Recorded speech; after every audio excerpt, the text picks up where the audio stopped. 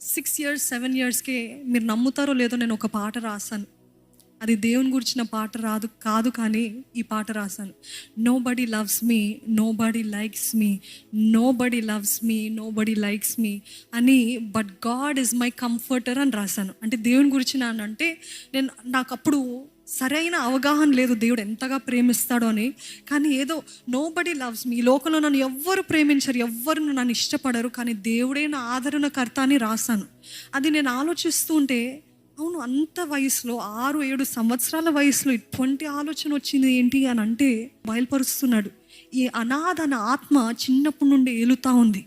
ఆ అనాథ ఆత్మ ఈరోజు చాలామందికి అదే పీడుతూ ఉంది. నాకంటూ ఎవ్వరు లేరండి, నన్ను ఎవ్వరు ప్రేమించరండి, నేనంటే ఎవరికి ఇష్టం లేదండి అని అంటే అది దేవుని ఆత్మ కాదు. అది దేవుని ఆత్మ కాదండి, అది దేవుని నుండి వచ్చింది కానే కాదు.